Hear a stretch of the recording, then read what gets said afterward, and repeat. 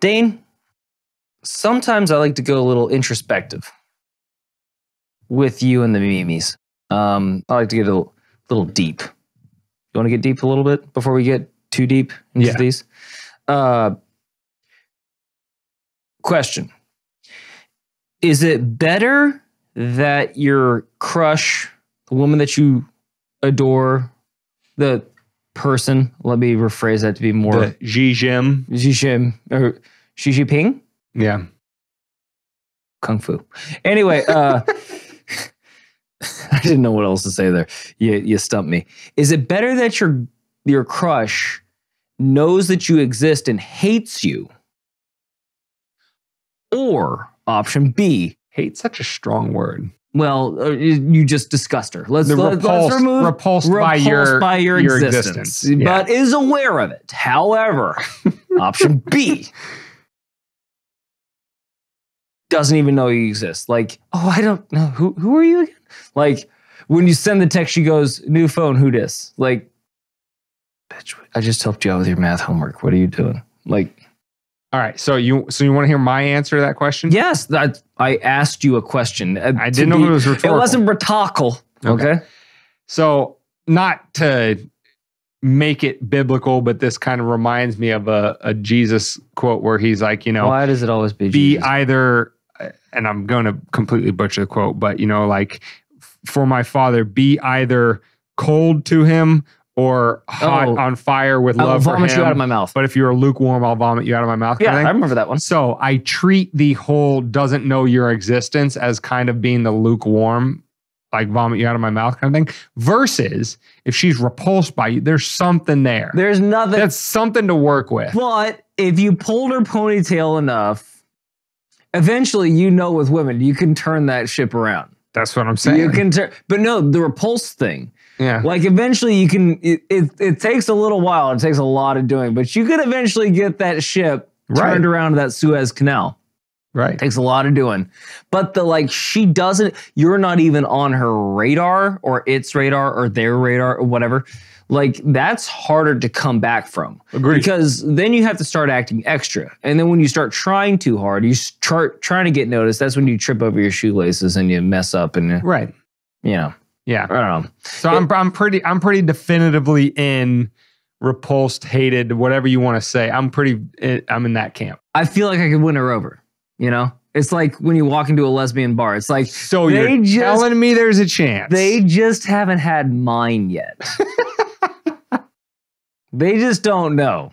And then you go and lay some massive game down and they're still like, yeah, that's not even remotely close. And you're like, you just pick yourself back up and try again next weekend. Right, exactly. So you're just like, hey, can't win them all. Can't win them all, champ. Yeah. But I don't know. Are we on the same page? The reason that we brought that up, just a little soup to nuts info. We always address Chris, our audio engineer that makes us sound so beautiful on the podcast. Yeah. And we never, ever say hello to the nameless, faceless guy. Actually, we just did accidentally, but this will be the one and only time that we do. Because we can't have him thinking that he's actually on our radar. We really don't even think about him at all. At all. And what we did before in the pre-roll, we made it sound like we did, but we just noticed it today. Yeah. And we're not going to change anything that we're doing. So this is the one time that he gets a hello. Yeah. So if you like that, like it in the comments, but don't say hello. Yeah, make sure you go in the comments and tell us how great it is to not acknowledge. Say hi to Chris. Yes. Go in the comments and say hi to Chris. Yes. As many times as you can. Yes. Exactly. Call to action this week. There we go. All right, Dane. Now that we've got that out of the way. Yeah. Meme destruction this week. It's a Hawaiian punch to the nutsack. That's government doing government things. Just speed bagging you. All right, Culture Corner. Left. Oh, shit.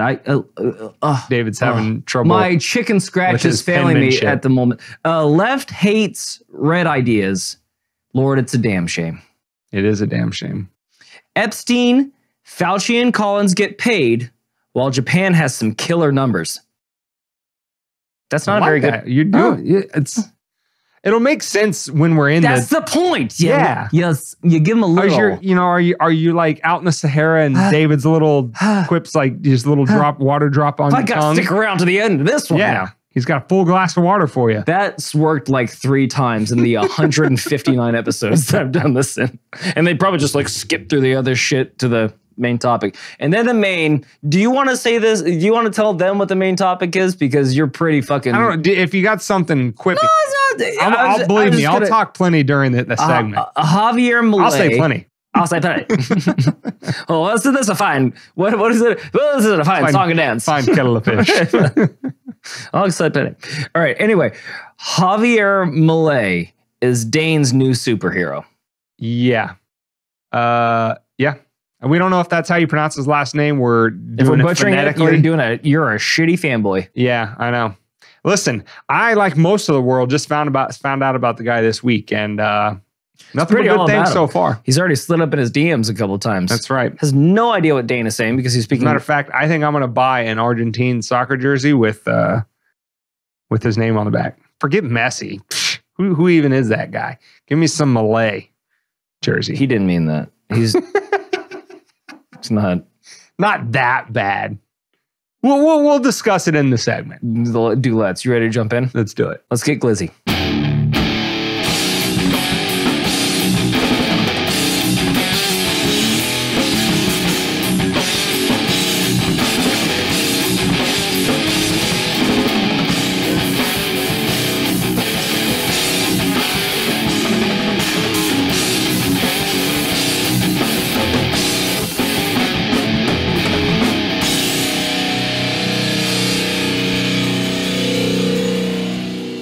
Welcome to WMD Podcast, episode number 159, which we found at wmdpodcast.com/159. You can get it on any podcast catcher. Just search Weapons of Meme Destruction, and you can get the video on YouTube, Rumble, and Odyssey.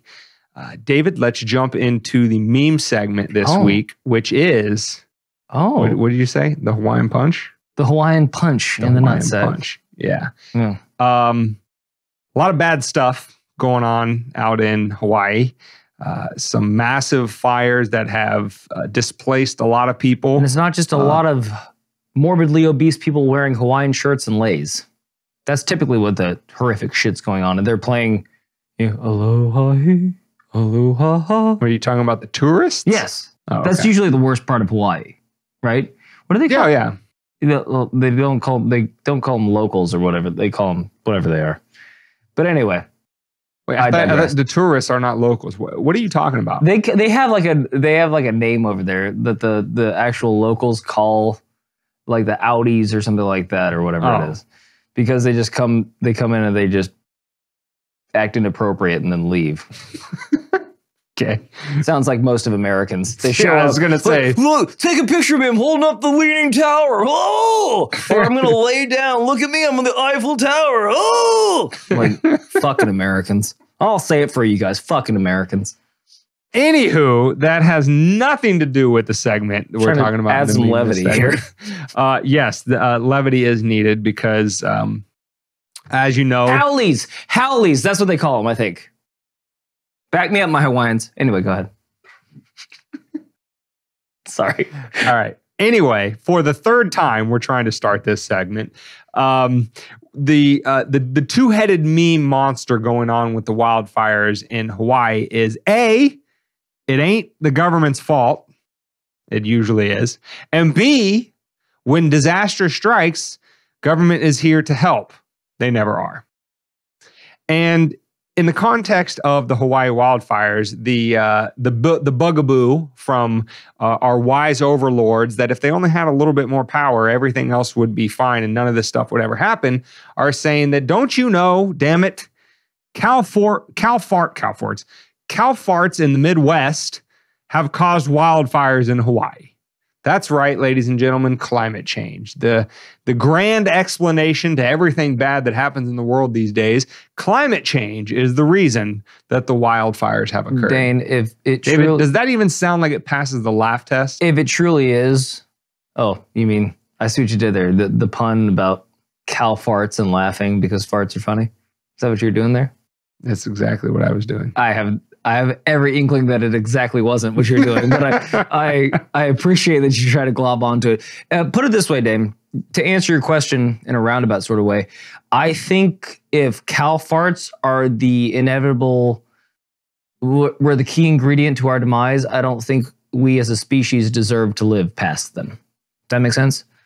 So like if cow farts are going to be our undoing, we were supposed to be undone a long time ago and we just made it to cow farts. Yeah, if something so simple could bring down the most brilliant species that's ever walked this planet. A thorn in an elephant's paw. It's like, yeah, fair enough.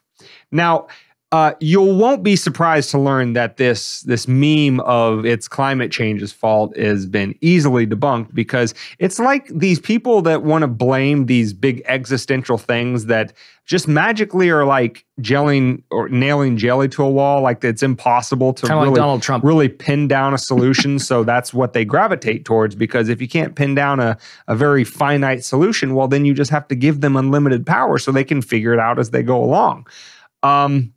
You won't be surprised to learn that instead of climate change, it's actually them, the ones that are in control of the whole show, that are probably most likely at fault. And somehow they never figure out that we all have like supercomputers in our pockets. In terms of cell phones, we can all walk around with phones and film real world shit and debunk everything they have to say and excuse they make in real time. And yet they never stop with the endless excuses.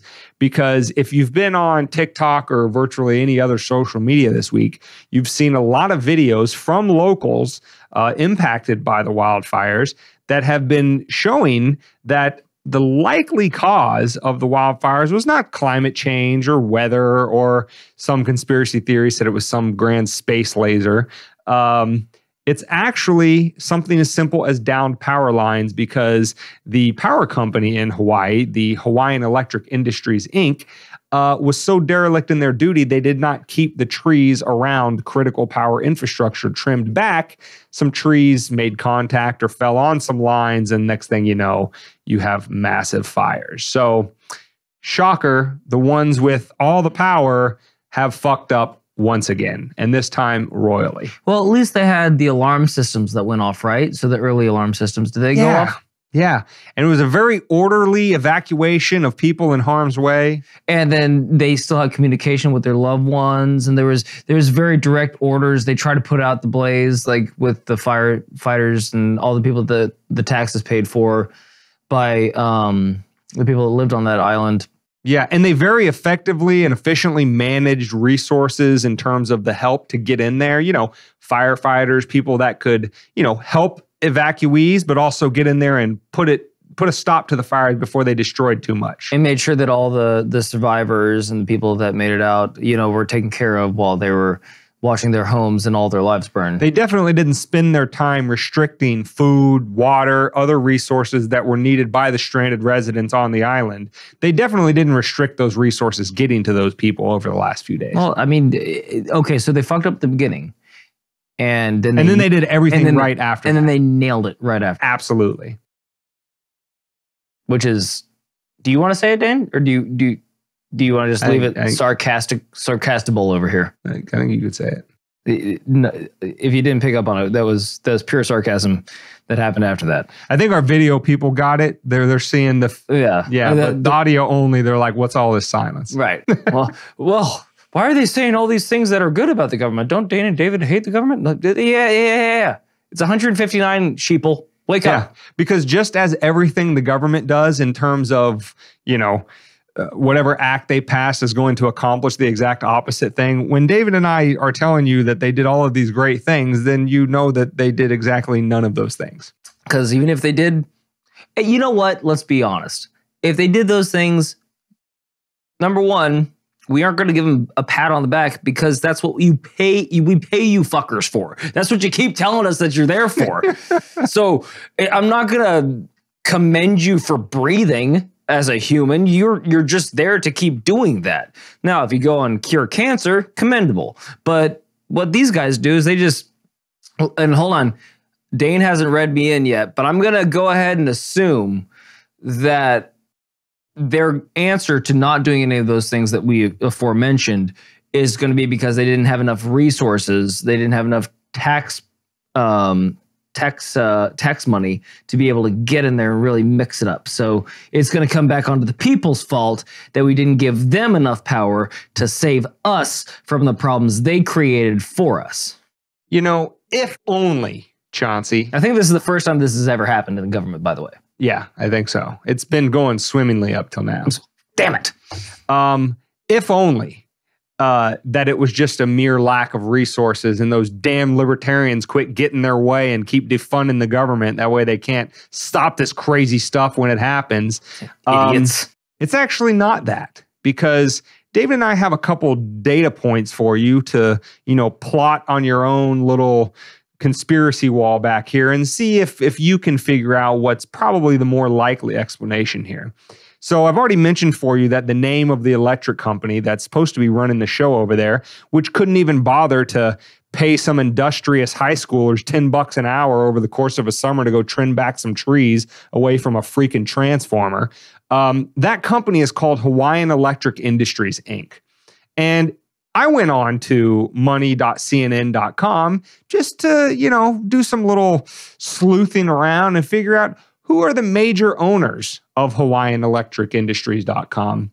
And you'll never guess who the top two owners are of this company, comprising roughly 20% of the ownership of the company, is Vanguard Group at number one, with 11.5% stake in the company, over 12 million shares owned. And BlackRock is number two with 8.75% of the company owned, a little over 9 million shares. And then I started thinking, these major hedge funds own massive swaths of this electric company, who is so derelict in their duty that they couldn't stop a simple fire because they couldn't keep some tree branches trimmed. And it happened to burn down swaths of this Hawaiian island where was the highest value real estate in the whole place. I wonder what incentive that group could possibly have to see houses and entire large swaths of property just burned to the ground that maybe they could buy on the cheap and, I don't know, maybe develop later if they were so benevolent. Well, it's a good thing that the insurance companies are stepping in and paying for all the damages that happened to this tragedy on this Hawaiian island, and that the state itself is going to pledge a large sum of money, I'm assuming, to help buy back those that land so that the people can work it, have jobs, and build back the land that they love. Or hell, buying back the land. How about the government, really sticking up for the people that were lucky enough to still be there and not have their houses burned to the ground? The government is making sure that, they're evicting all those people. So if the fire don't get you, the government will. On top of all of that, the Hawaiian governor has come out this week and said that he's going to stop the buying of land by major developers and hedge funds and all of that kind of stuff. And the state of Hawaii is going to buy the land because they're going to prevent this sort of predatory behavior. Now, again, as WMD Podcast is fond of doing, we bring you tomorrow's news today. We're going to go out on an untrimmed tree branch, thanks to the Hawaiian Electric Company, Electric Industries, Inc. Nice. And we're going to posit to you that for any of that land that's bought by the government of Hawaii, maybe they'll let the dust, or I guess in this case, ashes, settle for a year or two. And then you're going to start to see that land slowly get sold off to these developers that they said they were going to protect the locals. Oh, they're going to build back better.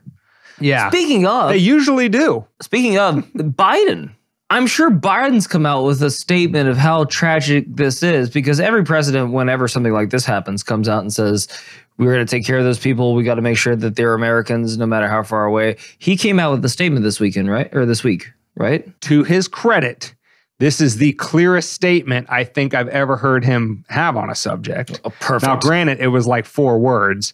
It was 2 words. The statement was no comment. That's an interesting statement. Yeah. When asked directly, what do you think about the Hawaii fires? He said, no comment. Got in his president mobile and dipped out.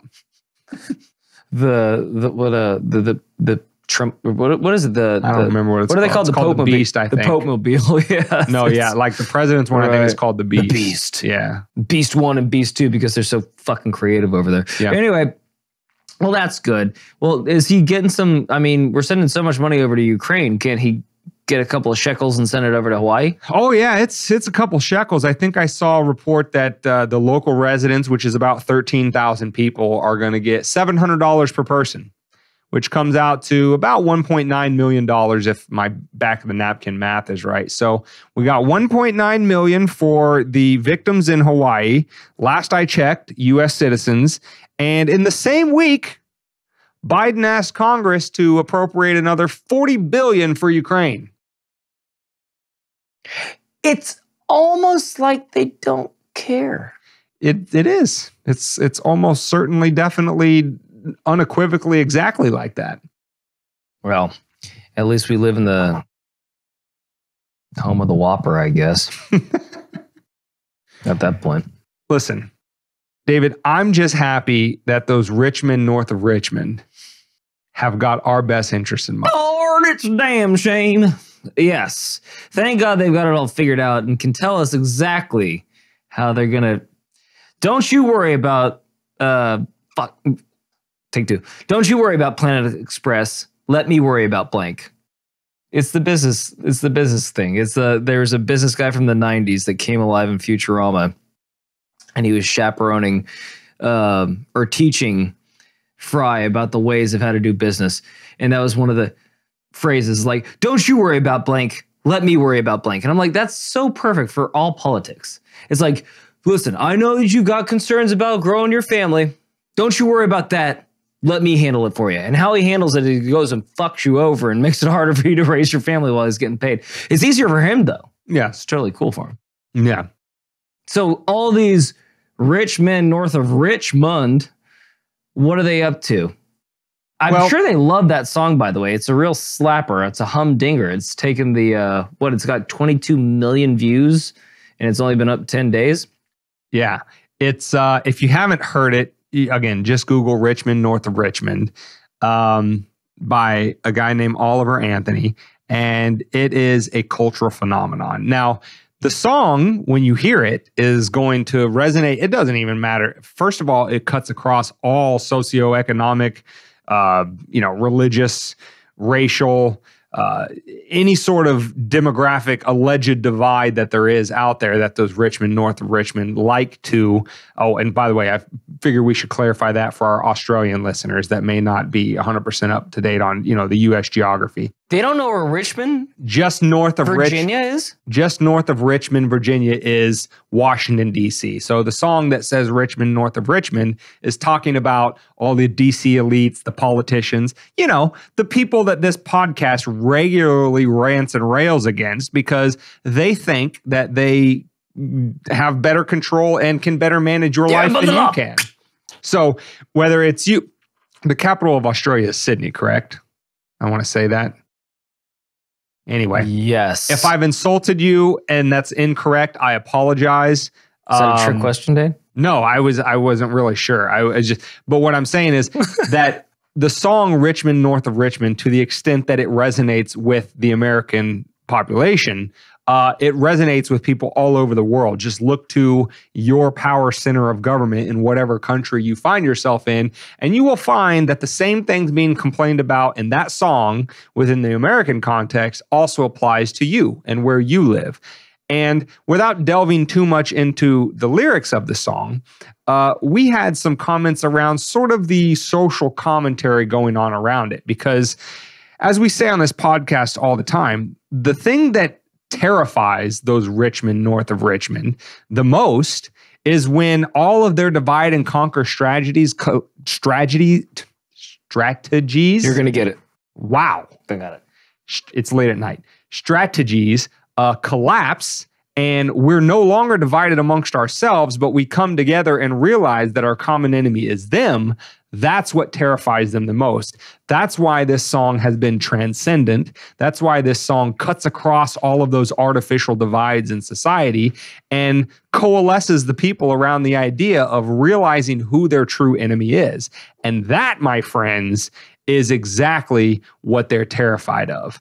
And when I say they, I don't mean just those Richmond north of Richmond, but also all of their useful idiots in society that can't help but keep apologizing for them.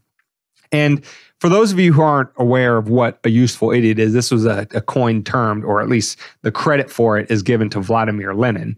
And it's defined as a person that propagandizes for a cause, particularly a bad cause, originating from a devious, ruthless source like the Communist Party, without fully comprehending the cause's goals, and who is cynically being used by the cause's leaders. So when these Richmond north of Richmond want to control every aspect of your life, and some little peon in society who should also, like the rest of us, resonate with that song, viscerally and immediately comes to the defense of those Richmond and Washington, D.C., that's the definition of a useful idiot. And we have some examples for you in from Twitter and other places this week. And for all my Tool fans out there, it's also a connector song in between, I believe it's H and 46 and 2. It's just, and then it comes into the shedding my child. Just anyway, you'll get it if you're a Tool fan. But every time you say useful idiot, it's like, was that the name of a song or something? Yes, it was the song in between. It's like, it wasn't like vocals or production, but it was like a little filler song in between. That and the next song, learn something, which was 46. You never know what lessons you're going to take away from WD. But it's like podcast. I hear that, and then it just that bass line from 46 and 2 kicks in. It's Richmond north of Richmond realized David's creative juices flowing over there. I'm pissed off I didn't write it, but I don't sing like this, so I couldn't really do it. So in today's first useful idiot example, we have an @Rob Rousseau over on X, and he had some mocking lyrics to add to Richmond north of Richmond, because isn't this just the left in a nutshell? So nameless, faceless guys throwing it up here for the video. And again, we know not all the leftists are bad people. Just the loud ones seem to be. Correct, because the song by Oliver Anthony doesn't talk about left and right. It's not a right wing or left wing or any sort of wing song. In fact, it really is like we said, the common man identifies with it, regardless of their political persuasion or religious or socioeconomic or anything else, because it speaks to the quality of life that is being eroded away day by day because of these elites in places like Washington, D.C. that want to control our lives. But people like Rob Rousseau just will not countenance. Well, the thing is, you talking bad about their betters in Washington, D.C. The thing is, but Dana and I listened to the song one more time before we started recording, and we kind of just sat there and reflected, like, what line in this could they have possibly been offended by? Yeah, because it's so, like Dane was saying, it's so applicable to every. It's not Republican, it's not Democrat. It's applicable to everyone's life that's out there struggling right now. Yeah, and that's really why the broad spectrum of people have taken to it as the way that they did. And so, without further ado, by the way, we couldn't come up with one line. We couldn't come up with one line that we definitively said that'll probably piss them off. Yeah. There was not one. So as is shown here on the video, but for the audio only listeners, Rob Rousseau had some mocking lyrics of his own to add. His lyrics go, "Us straight white men ain't get nothing but hate. Please, Brandon, lower my boss's corporate tax rate. Them fracking regulations ain't nothing but red tape. Don't want to join a union, just want trickle-down economics put in place." And that last one didn't rhyme, fuckface. Yeah. Anyway, sorry. And at least his rhymed. I mean, and straight from the first line, us straight white men. So yes, Oliver Anthony, the artist of the song, is a white guy from Appalachian United States. Why does that matter? Why is that? For the side that says race doesn't matter and you should be able to love who you want to love, that's always the first place that they go, is they go right to your race. Exactly. And then fucking attack you for your sexuality. It's like, because they looked at Oliver Anthony, who is a white guy, and they heard the words that are targeting, again, like I said, Rob Rousseau's betters in Washington, D.C., and they viscerally, immediately reacted with anger. And although, as David was pointing out, he can't point to a line that truly, truly offends him. You know, is it the line about minors caring more about politicians caring more about minors on an island somewhere, referencing Jeffrey Epstein? Or was it the line about taxes and welfare abuse by, you know, people that don't contribute to society but continue to always take away from it? I posit to you that it's that one. That's really what has a useful idiot like Rob Rousseau angry. And it really gets back to what we talk about the leftist ideology. The reason why they always want power collected in the state is because they think that the left, their ideology, their collectivist, statist ideology, is always going to have control of the levers of power. And so they never want to hear any sort of critiques about power, not fundamentally. They'll say, oh yeah, that right wing's terrible and they're fascists and Republicans are this and that and that and this, blah, blah, blah. But they never really want any fundamental changes to the levers of power other than to grow it and make it stronger, because they think they're always going to be the running the show. So when Oliver Anthony's song complains about your dollar ain't shit and it's taxed to no end, because of those rich men north of Richmond. And then when it says that taxes shouldn't be going to somebody, to a 300-pound person, you know, to buy fudge rounds, that's really attacking that power structure from both ends. It's attacking its lifeblood in terms of taxes on the front end, and it's attacking its irresponsible management on the back end. When you have the Oliver Anthonys of the world, the common man like us, out there every day working your knuckles to the bone just so that you can pay taxes into this group of people to mismanage it and hand out to 5'3", 300-pound people that are just eating fudge rounds all day long. That's what pisses the Rob Rousseaus of the world off, because they absolutely cannot tolerate any challenges to power or authority, because they treat it like an attack on them. And then they attack you for having different ideology than them. Isn't that weird? Isn't that fucking strange? Yeah. The side that abhors tyranny and fascism uses it nearly constantly. Yeah. Anywho.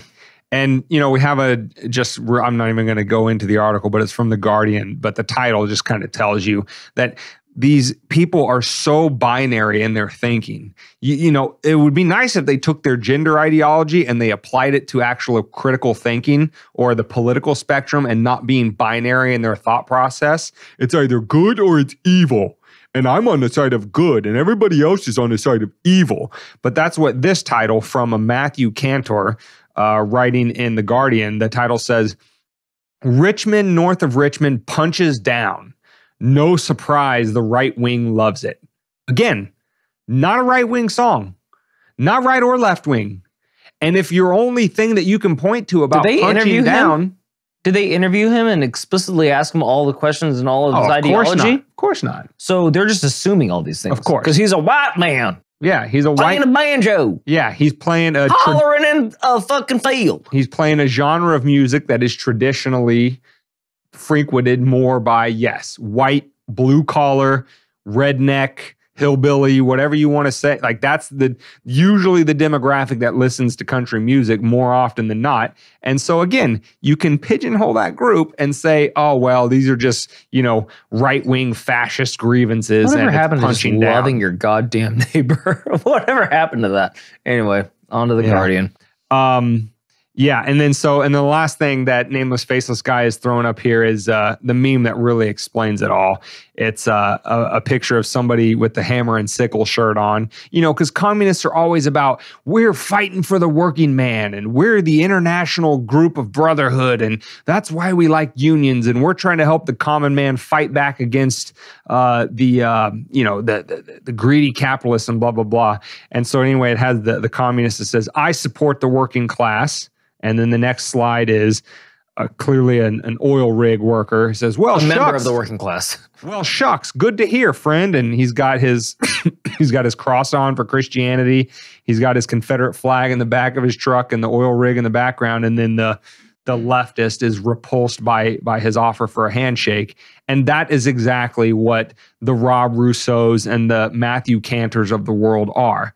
They'll tell you, oh, we're all about the common man and this, that. But as soon as they have to meet face to face with the common man, they're absolutely repulsed by them. Mm-hmm. So, of course, they're going to hate that song and want to attack it at every turn. So, but, well, you guys can keep liking your wet ass pussies and your Lizzos until she starts calling fat people fat, which you wouldn't let us call them fat for.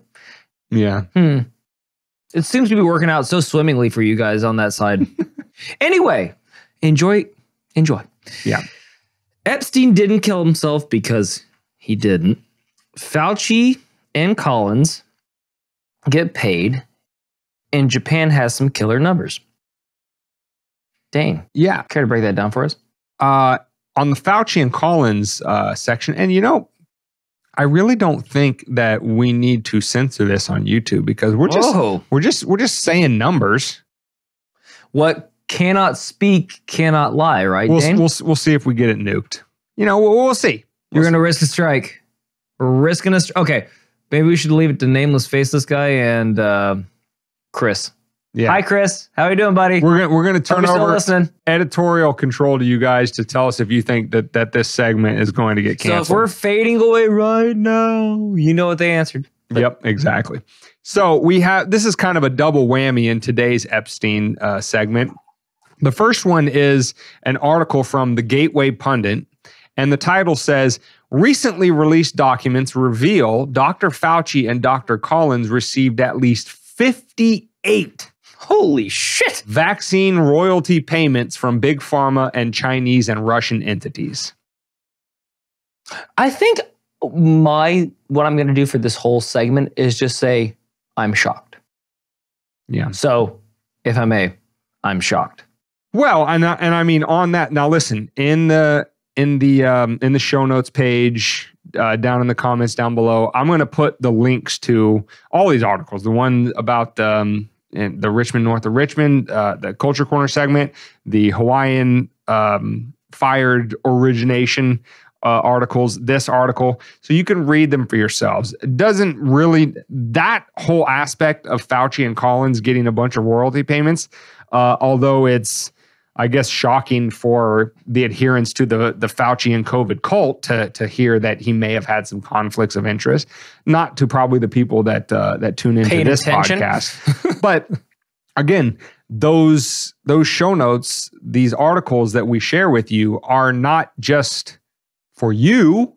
I mean, it's good to read and stay informed, but it's also for your friends and family who are still, to this day, in a Stockholm syndrome kind of way, cannot help but defend their Lord and Savior, the man synonymous with science, Fauci. But the God of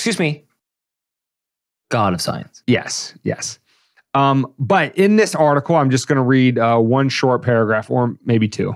Yeah, two short paragraphs here for you, and then we'll move on to the second half of the Epstein segment. It says, quote, the National Institute of Health received approximately $325 million in royalty payments over a 12-year span from pharmaceutical companies and research organizations, according to new documents obtained by nonprofit government transparency organization Open the Books. Open the Books received records detailing more than 56,000 royalty payments to NIH members, Freedom of Information Act between, according to Freedom of Information Act between 2009 and 2021. The government watchdog organization has been seeking these NIH royalty payment records for nearly 2 years. I wonder why there was a delay till after Fauci was already out of office or stepped down. Back to the article. As part of a series of FOIA requests, the NIH has fought the document disclosures requests, and these documents came through new productions in a Washington, D.C. federal court case. I'm shocked. So, yeah, I guess do with that information what you will. Again, I don't think that's cancelable information on YouTube, but who knows what is these days. The second part of Epstein might be a little bit more sus. It's gonna hit some turbulence, but we should have a nice, safe landing and have you in by YouTube overlords. Okay, we're just giving data. It's not even our data. This always helps. In fact, what you're probably doing is you're probably throwing up a red flag for them to look exactly at this right now. They're like, YouTube overlords, we're listening. It's not like the fun we have with, what do you call your FBI agent? Yes, Satan. Yeah, Jared or something like that. Jared? Jeff. Oh, yeah, you don't want Jared. He's got some history. Yeah. And it's not just Subway subs either. Okay, People don't forget. Listen, overlords. Yeah. He's pretty concerned with some miners on an island somewhere. They weren't on an island. Okay, I'm just going to read a title of an article, and then I'm going to tell you a couple data points from the Japanese government. Don't get mad at me. Get mad at the Japanese government. Give the Japanese government a strike. Listen, I wasn't the one that Oppenheimered them. That was you. Okay? Hey, don't make him mad. So in terms of doing bad things, we are huge fans of YouTube. It ain't my fault. Okay? We didn't do that. It's not my fault. We didn't do that. Just reading stuff. Okay. Now, we good? Title of the article from the publication, The Expose. Dane, I don't think we good. I don't think we good either. Title of the article, quote, Pandemic of the Vaccinated. And by the way, I love that title because if you remember, I think it was the winter of 21. Remember when Joe Biden had we're going into a winter of a pandemic of the unvaccinated and they're going to die and it's going to be a terrible winter and everybody's... I have no strong opinion one way or another. I do not either. That's what Joe Biden said. Again, don't get mad at me. It's up there somewhere. Get mad at President Mumbles. Anyway, back to the expose article. Title, Pandemic of the Vaccinated. Japan's excess deaths are 4 times higher after Pfizer booster shots. Now, a couple data points. In 2020, during the height of the pandemic, when nobody was vaccinated because they weren't rolled out yet, vaccines didn't come out till December of 2020. This is what the graph is saying, not us. This is the numbers from the Japanese government, okay? In 2020, during the pandemic, Japan had fewer all-cause deaths than all of the previous 9 years. These are facts. Okay? Dating back to 2011, from 2011 to 2020, 2020 had the lowest number of all-cause deaths. Okay? Pandemic at its worst. We're going to get canceled. A lot of not people dying. Okay. We're gonna fucking canceled.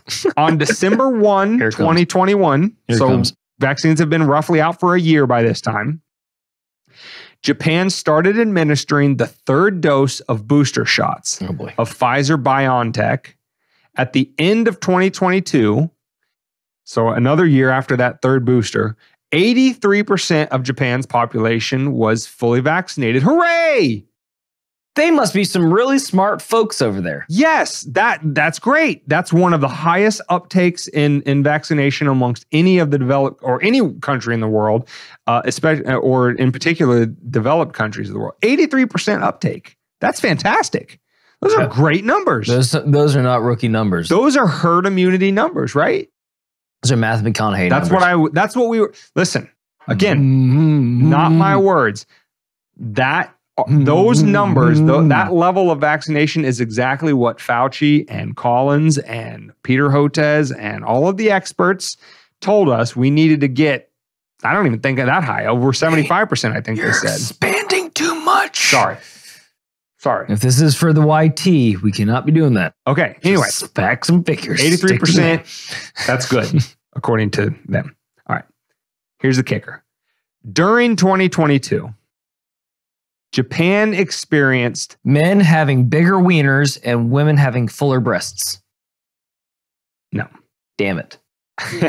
Japan experienced the highest number of excess deaths in 11 years. Excess deaths were approximately 4 times the number of those in the years 2017, 2018, 2019, and yes, 2021. So, is there any way they fucked that up? Probably not, though, because they're pretty good with math over there. Again, don't get mad at me. When you read articles that say, and David and I have talked about it, we've done segments on it before, where they'll bring out those graphs of unfalsifiable claims where they say, if we had had more uptake, you would have seen 600,000 less deaths. Or right? They all say, if we had more people jabbing themselves, we would have had less people dying. If we were all born with wings, we'd be able to fly. And if that claim by itself was simply unfalsifiable and therefore unscientific and therefore completely meaningless, if that's as bad as it was, that would be fine. However, that data appears to suggest something on the order of the exact opposite. Well, when they said you can't get it and you won't spread it, post-mortem, they're not wrong. They just left that little part out. You got to read the fine print.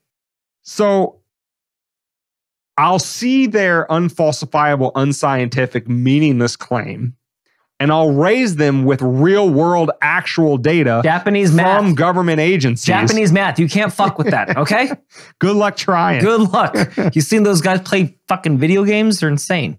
Now, this part might get us in a little bit more in trouble. But again, not my words. Not my words. Okay? Masanori, Masanori,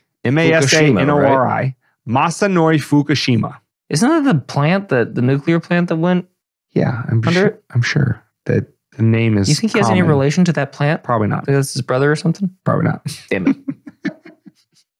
Masanori Fukushima, who, again, for the Peter Hotezes of the world that refuse to debate anti-scientific quacks, Masanori Fukushima is an infectious disease expert and professor emeritus at Kyoto University with over 25 years of oncology experience. Okay? His words. Going to read you a couple quotes that he had to say.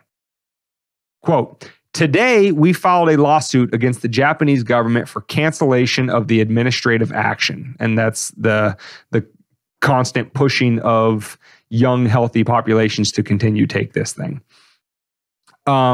He said, wow, pop-up, you had fantastic timing. He said, quote, "Today, it is a matter of fundamental importance for the Japanese..." No, AT&T. Today, it is a matter of fundamental importance for the Japanese government to continuously collect and disclose accurate data. However, I have witnessed the recent fraud scandal committed by the health ministry. I have come to realize that this is a historically serious problem that threatens the very existence of the nation of Japan. As a medical doctor and a scientist, I had no choice but to dare to take legal action. Needless to say, it is absolutely important to disclose real-world data on the efficacy and safety of the vaccination against the COVID virus. This is because such data is directly linked to people's healthcare, livelihood, and economy. Therefore, I believe that the Japanese government, that is, the health ministry, must disclose the data properly to the public. Now, what was Masanori, Mr. Fukushima, Dr. Fukushima, what was he so distressed about? Well, from that same data that we were just telling you about, that in the year that you had the fully vaccinated population and getting boosters, and 83%, that you had the highest all-cause excess death rates in 11 years. And the fact that Dr. Fukushima noticed that reports that were on the government's website at one point were then later deleted, he had concerns. Did he voice those concerns? He did. That's what he filed a lawsuit for. So, your Epstein moment, David. The 4 times amount of all-cause deaths in Japan in the year 2022. Due to their research and their graphs alone, that 4 times amount of people did not Epstein themselves. And circling back to the first part of the Epstein but if they don't start washing their own P's and Q's, they might get it. Can you post-mortem an Epstein? I think so. Just no. I'm sure there's plenty of fields that those people have never been to. They can just lay a shotgun down and extension cord. Yeah. Fisher Price table. Well, or just a bunch of orange jumpsuits and you could strewn about their graveyard. Yeah, I think you can do that. I think you can do that. And just like that, also the the payments to Fauci and Collins, et cetera, NIH, they also did not find their way into their bank accounts on their own. So again, do with that information what you will. Those are all just things that happened in the world. We need to get the Peter Griffin. Will we ever get that right after we get the soundboard for the flam, flam, flam? We need to get the Peter Griffin. These are facts. Like, we need to get that on the soundboard. So maybe none of that means anything. I guess that's for you to decide, dear listener, dear viewer. And yeah. That's super uplifting, Dane. It's almost like they did a study and came up with graphs for something that we felt right in our neck for the last 3 years and have been probably saying it that they won't say, but people keep keeling over in places of business, news desks. I'm not feeling faint right now, by the way. On ball fields. Or suicidal. Reporting on ball fields. Well, Yeah. It's an inexplicable thing that just happened. It's just been happening more and more now that we can't explain. Cold and flu season's coming up. Make sure you get your flu shot with the COVID plus vaccine. A lot of coincidences. A lot of happy coincidences. Yeah. All right. So Dane, now are you going to loosen up that tie? Oh yeah. You're going to loosen up the tie? You're going to let that hair down? It's about to go down. I'm actually going to like mess up my hair because you're going to uncrooked your glasses. Yeah. And get real serious. Yeah. It seems like, crazy hair and, bombastic anti-government I like to move it. Rants are the thing of the day. Move it. So we are talking probably one of the more exciting geopolitical moments, definitely in my lifetime. I'm excited for you, buddy. I gotta tell you. How are you not excited? Your happiness gives me happiness. My goal in this segment is to make David excited. Oh, half as excited as me. Dane, that is the only time I will ever allow you to say those words to a large audience of 10 people. Hey, listen, we have a lot more than that. Okay. Quit selling us short. Okay. Argentina. Javier Milei. Again, maybe I'm mispronouncing it. It's M-I-L-E-I is how you spell his last name. But I'm going to say Milei and, shoot me if it's wrong. Anyway, Libertarian candidate for president in Argentina. Yes, you heard that right. Libertarian candidate. Now, I know what you're thinking. What? He got like 2% of the vote and you're all excited about it? Big whoop-de-doo. Want to fight about it? No. As a matter of fact, I don't know, obviously, the intricacies of how Argentinian politics works. But from the articles that I have been reading about this event over the last few days, and I'm going to read you a couple titles here in a second just to express to you how monumentous this is within Argentina.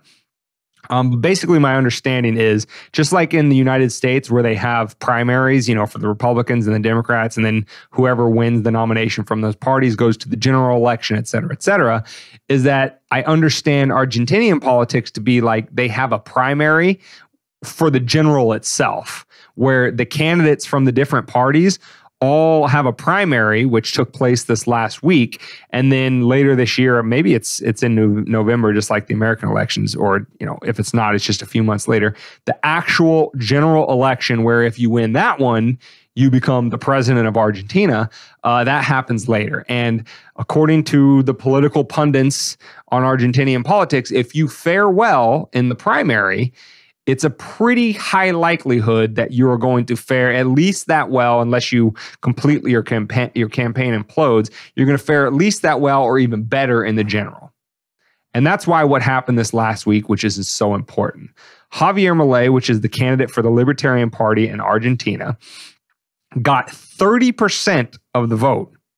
And that's compared to the two big parties. And he was expected to fare no better than third. The two big parties, those candidates were Sergio Massa and then Patricia Bullrich.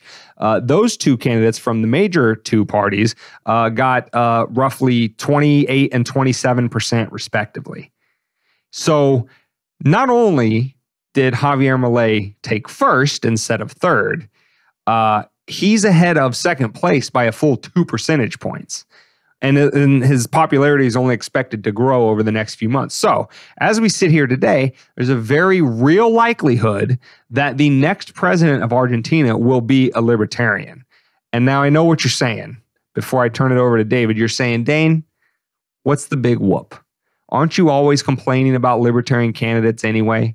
That they're not real libertarians, that they're just like mealy-mouthed, trying not to rock the boat too much, looking for mainstream respectability, blah, blah, blah. Yeah, generally, libertarian candidates in the United States are like that. But wait till you hear how Javier Milei talks about the political establishment in Argentina. They're not actually going to hear it because it's in Spanish, but we're going to put links in the show notes so you can hear it and watch it for yourself. It's got subtitles. David. You got anything to say so far? What level of excitement am I supposed to be at right now, Dane? Right now, this is the background. This is like... I don't expect any movement at all right now. This is the epilogue. This is like where I'm learning.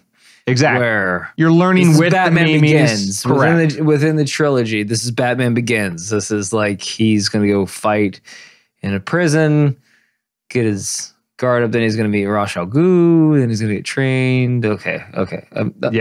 I'm cool with it. I'm happy for the... Is he big L or small L? He'd be big L, wouldn't he? Yeah, because it's the party. But yeah, what's the name of his party? Let's see if I can find it here real quick. Oh, I'll find it at some point. Anyway, just a couple headlines for you. This first one from Reuters. David, this should really catch your attention at first. Title, Argentine rock singing libertarian. I don't sing rock. Nothing. You're grasping for straws, Dan. We gotta add some fucking lightning, some thunder to the shit. Okay, man. Argentine rock singing libertarian shakes up presidential election race. Again, just kind of tells you it's kind of a big deal. Next title, also from Reuters, Argentine far right outsider. There's your first indicator. A smear tactic. He's far right. It's going to get worse, folks. Just wait for a second. This shows you the desperation of how these people, how fearful they are of a loss of power. Anyway, Argentine far right outsider Javier Milei posts shock win in primary election. So just so you know that I wasn't, this was an unexpected thing. Nobody expected this. Next article title from Al Jazeera says far right Javier Milei wins most votes in Argentina's primary election. They call him a populist candidate and that his win is a stinging rebuke of the political establishment in a nation battered by economic woes. That's the whole title? No, that's the subtitle. That second part with the populist. Well, thank God for that. Anyway, yeah, he's far right. He's crazy. He's blah, blah, blah. That was actually pretty generous. Yeah. Us. Now, genuous. Who is this Javier Milei? Jesus Christ. He is a trained economist, but he's not just any economist, folks. He is an Austrian economist. Now, you've heard us talk about Austrian economics on this podcast a lot and how Austrian economics is real economics. I thought you were kidding for a second. What? Austrian? You thought I was saying that he was Austrian? No, I thought you were saying. I just thought you were kidding. You've heard us talk about Austrian politics. I was like, we have not politics. No, financial principles. Yeah, no. The School of Austrian Economics is named as such because the founders, the original thinkers in that school, were from Austria. Sweden? People like Ludwig von Mises. Go ahead. Name another one. And others. and all. Yeah. Can we get another one? Let's see. I'm trying to think of some other ones off the top of my head. I wish I could bail you out. Got nothing. Yeah. You're taking me down a dark alley and I don't know. I don't know this part of town. Friedrich Hayek. Oh, Friedrich. Mises. Von Bavarick. Or yes, these were all Austrians who started the Austrian School of Economics. The something economics. Yeah. Not voodoo. Not voodoo. No, voodoo economics is Keynesian economics. Don't stop it. This podcast has already gone on long enough. I know. I was quoting Ferris Bueller. Can we move on? I know. So anyway, the reason why that's important is because Austrian economics focuses on human action. It focuses on why do human beings do what they do. It talks a lot about incentives. That's what we talk about on this podcast all the time, is that if you want to predict human outcomes, you need to align the incentives appropriately so that you can figure out what human beings might do. How might they allocate resources? And that's why Keynesian economics, which is what undergirds the majority of mainstream economics today in terms of Fed policy and, inflation and interest rate targeting and all of the stuff that leads to a clusterfuck like Argentina that is experiencing 116% inflation. David, you see how pissed off we get in the US with 9%? The poor Argentinians are dealing with 116% inflation. Could you imagine? Just imagine for a second, 116% inflation. Literally, the second you get a paycheck, you better start going and buying shit. Because if your dollar is worth less tomorrow than it is today, under a 9% inflationary environment, in that environment, you are getting poorer by the second. So, again, him being from an entirely different school of economics is a major, major shift. And what has he made a part of his platform? It's really twofold, but it is much more detailed than this. Is number one, he says that on day one, he's going to abolish the central bank of Argentina. In tandem with that, he is going to dollarize the Argentinian economy. So instead of being based on the Argentine peso, it's going to be based on it's going to be pegged to the US dollar, because even as much of a clusterfuck as the US dollar is, it's still a much more stable currency than, again, the Argentine peso, which is 116% inflation plus. Those two things. And then the third thing is drastic reduction in the size of government, because Milei describes himself as a philosophical anarcho-capitalist. Go ahead. Wave it. Do it. Woo. I can see why your political boner grows by the... Welcome to your new flag, Argentina. Jesus. He just said all the things. What's his slogan for his campaign? Taxation is theft? Would you just politically ejaculate all over the place? Why would it have to be political? I don't know. So anyway, he says that he is how would it be? He's a philosophical ANCAP, which means that philosophically he understands that all other things being equal, there is nothing that the state can do or provide more efficiently or more effectively than the private economy. And that in a perfect world, again, philosophically speaking, there would be no government at all. All exchanges would be voluntary. All the provision of social goods, services like security, police, fire, hospitals, education, even national defense would all be provided on the free market in the absence of a coercive authority like the government. Now, again, that's philosophically where he stands, but understands that the vast majority of people are not like that. But he refers to himself as a practical minarchist. And a minarchist, as we've talked about that, I think that's what David would see himself as, is a minimal government. A government that provides very, very basic services, infrastructure, police, fire, maybe a military for national defense. But really, that's it. No regulation of the economy, complete separation of the state and money, a government that does basically nothing outside of those very limited things. And that's what he considers himself as, a practical minarchist, a philosophical anarcho-capitalist.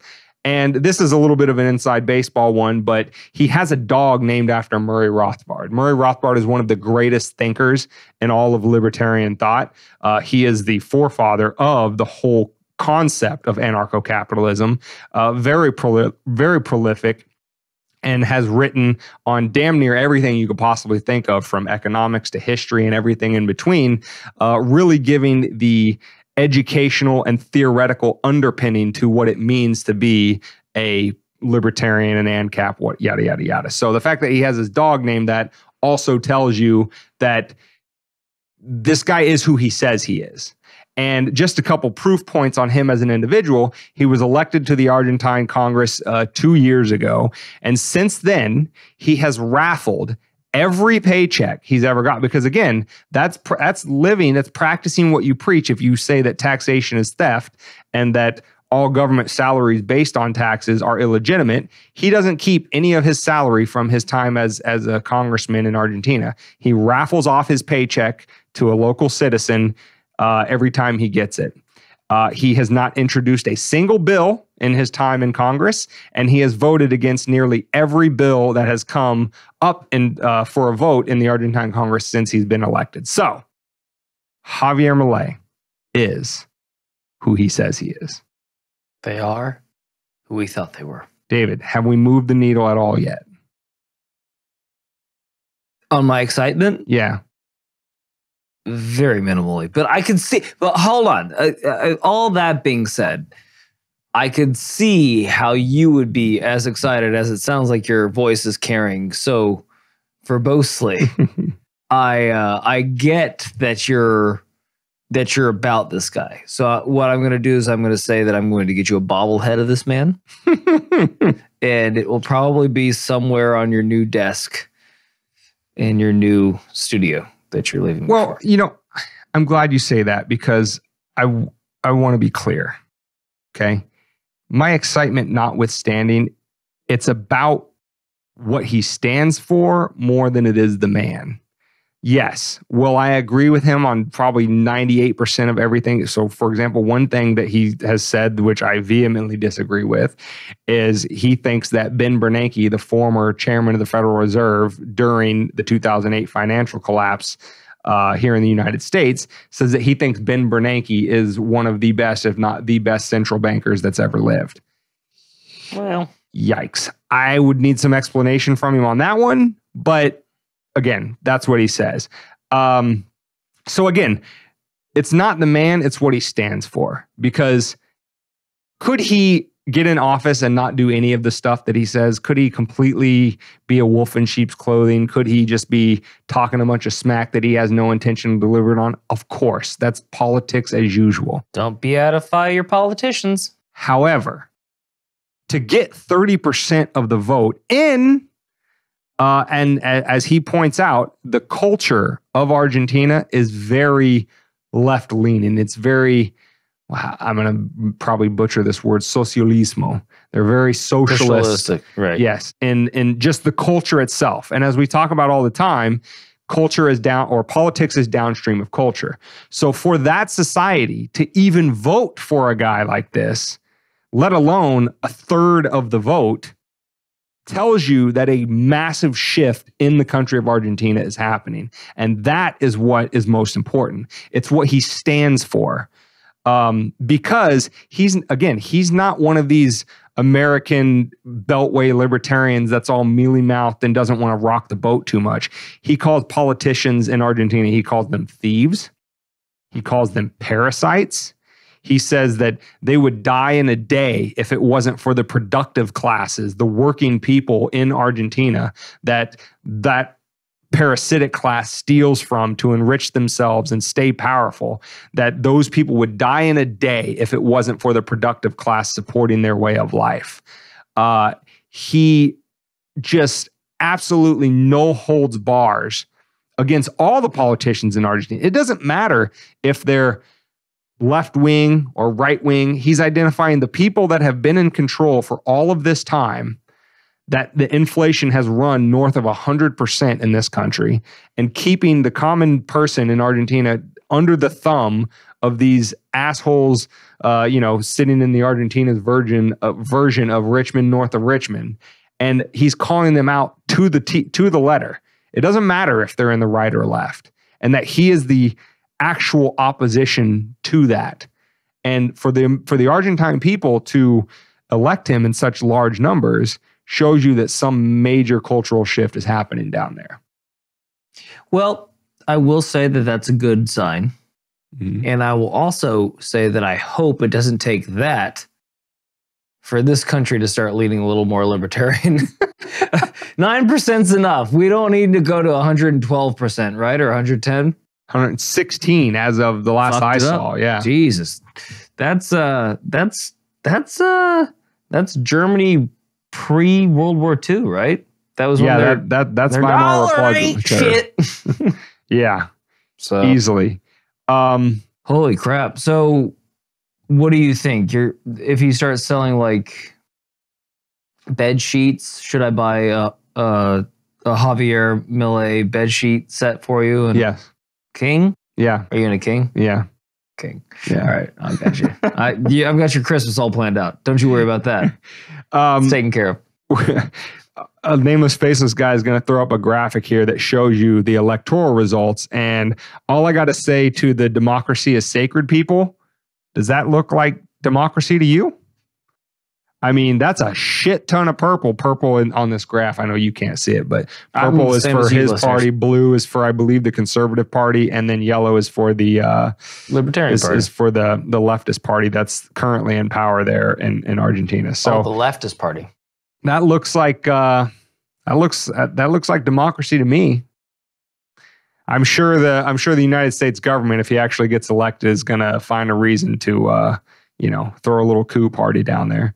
And then kind of just another example of how much his popularity is making the people in power. I'm not even going to say leftists. I'm just going to say the people in power lose their absolute fucking minds. We have a tweet here from an Ada. I'm going to completely mess up her name. Hold on. LLUCH. She's Spanish. Yuche? Maybe. Because the LL is the Y sound. Yuche? LLUCH. Oh, don't the Argentinians pronounce it differently down there too? She's Spanish. Oh, she's Spanish? So she has the Spain flag in her bio. So Yuche? I guess it would be Yuche. Anyway, she tweeted. I was thinking it was a setup. Ada, No. I've seen her around X before, but Twitter X, whatever. I don't know who she is. But anyway, she tweeted this. Milei is a right-wing, so even she's fallen into the right-wing shit. Milei is a right-wing presidential candidate in Argentina who gained a lot of followers in a very short period of time. The Argentinian media is comparing him to Hitler because he likes dogs. And then you can see there at the bottom it says, again, pardon my Spanish, a Milei le gustan los perros como a Hitler. And it's got a picture of... Como a Hitler? Como a Hitler. I was like that. Ear. It's got Milei. He's got a German Shepherd dog. I don't know if that's his dog Rothbard, or a different one. But and then it's got on the other side a picture of Hitler with a German Shepherd. So it's like he likes dogs. The guy must be Hitler. Well, he likes German Shepherds. It's going down a dark path. That's all I'm saying. Yeah. Well, I mean, and technically, this is the culture that Hitler did rise to power in. So she's not wrong. She's not wrong in just jumping to conclusions map to say that he's definitely Hitler. No, I don't know. She's not saying that. She's sharing. So the word we learned, a chiron. A chiron. This is Argentinian media, Argentinian news channel that has put up this chiron that says that he likes dogs like Hitler. Shit, what does that make us? Yeah. There's a lot of dog lovers out there. Listen, if you're going to say that if you love dogs, you love Hitler, it's like, yo, I guess I love... Oh, crap. I almost walked into that clippable moment. Yeah. I don't love Hitler. I love dogs. Yes. And I have a feeling that Javier feels the same way. Yeah. Fair? Fair. Okay. And shit, we're going to put in the show notes, we're going to put a couple, little 3-minute clips of him talking, and it's got subtitles in English. So if you are not a native Spanish speaker like we are not, you'll be able to get what he's saying anyway. And just pay attention to the fervor with which he calls out the establishment in Argentina that has, again, kept the people impoverished, for their benefit, meaning the people in power for all this time.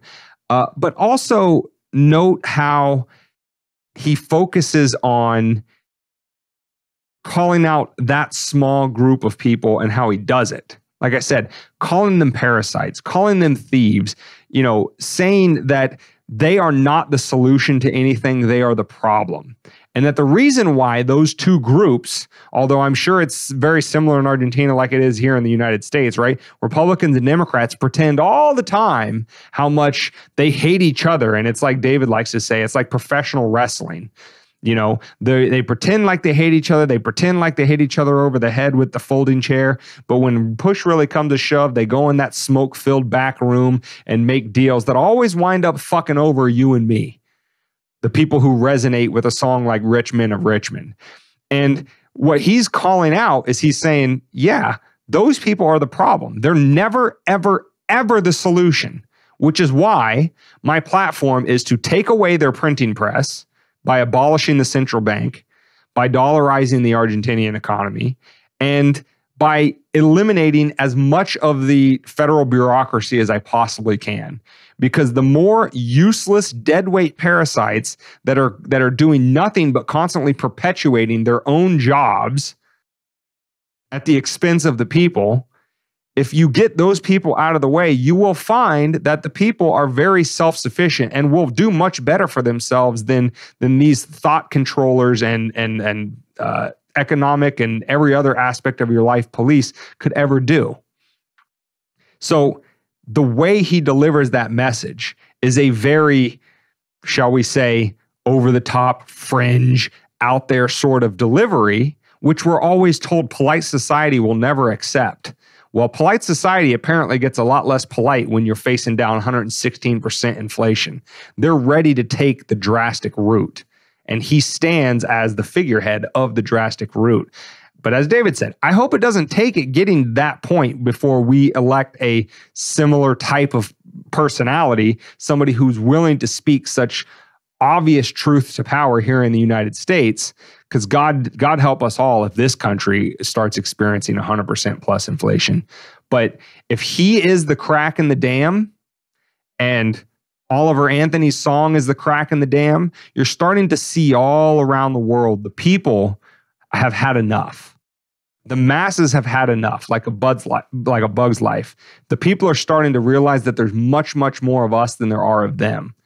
And if we change the way we vote, if we change our leaders, if we change our culture, then the power of the people that have been screwing us for so long is not long for this world. Now, I'm sure, almost positive, that you could take this for another hour of this love fest. Yes. But unfortunately, we have bank accounts. That's true. And each additional minute that we spend on Javier Milei, I'm already getting you the set. I'm already getting you the bedroom set. You got it. Maybe the full body pillow. What about you, David? Have you come to the Javier fan bus a little bit? I wasn't against him in the beginning, but I don't know. My verdict remains to be seen. As long as he gets in there and starts living up to his truths, then awesome. Until then, Dane, where can they find this love fest of a podcast? Do you remember your lines here? Okay. Where can they episode 150? You're kicking it back softballed it in there for you.